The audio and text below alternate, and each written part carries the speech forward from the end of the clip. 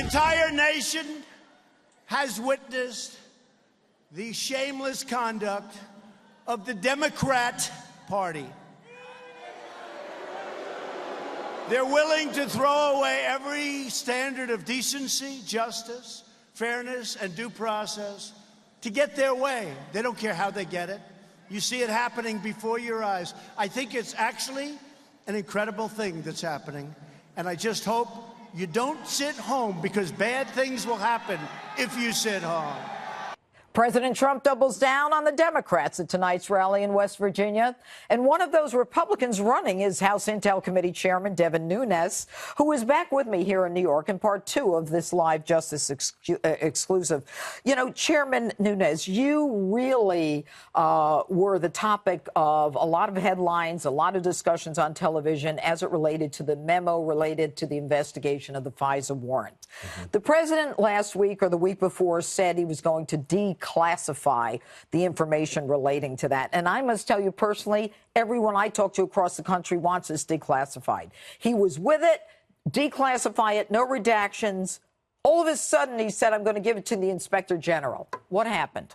I'm guessing that many people that don't want this out went to the White House and had a meeting and told the president a bunch of things that weren't true, like things about scaring that our allies don't want this out, which is a ridiculous statement. I mean, how would the allies even know what's in a FISA warrant? Right. So I think the president got a little spooked on this, then turns it over, says he's going to have the IG look at it. But look, we've worked so hard to get this information out to the American people. We want full transparency here on all the matters. Right. So there's 20 pages of the rest of the content of the FISA that we want out. And why this is so important is because this gets to the insurance policy that, remember, Strzok and Page were talking about? We believe this was the insurance policy, okay? Clearly. The content that's left.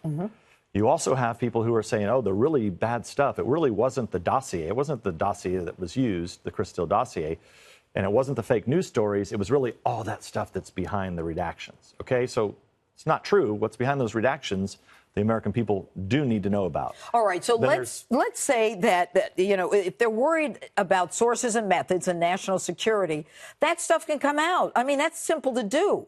But I wonder, is this connected to Rod Rosenstein? He's fired or he's not fired. There's a meeting, there's not a meeting. Is this about Rosenstein applying leverage of some sort? Because it seems to me he's the one who's going to fall when this is exposed. Well, he signed the last renewal of the FISA. So really, I don't even know why he would be even involved in this process. I mean, he should not be advising the president on this because he signed the last FISA.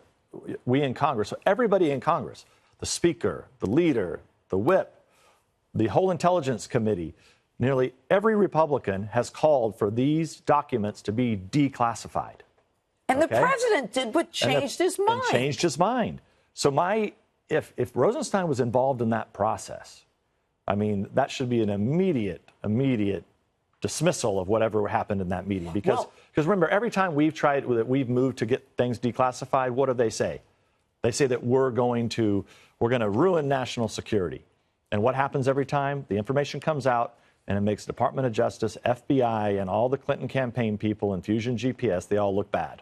You found massive abuse. Now that it's been forwarded to the Inspector General, he's done an investigation on Comey and McCabe, and honestly, I'm not impressed, to be honest with you. I mean, you know, good for him, but there's nothing that comes of this.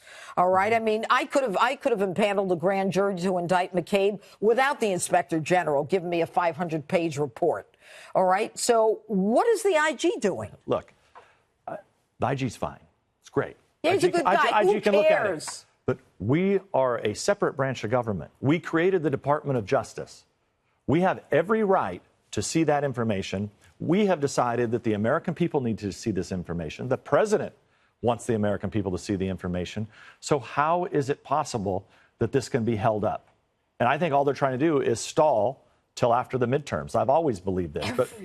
But we are right at the end, right? We've got 20 pages of the content, which is the insurance policy. We have the Bruce Orr 302s, right, which are the reports. Right. So, remember, this is Bruce Orr's wife was working for Fusion GPS, which is essentially working for the Clinton campaign as this was being funneled into the FBI to open up and start and investigate the Trump campaign.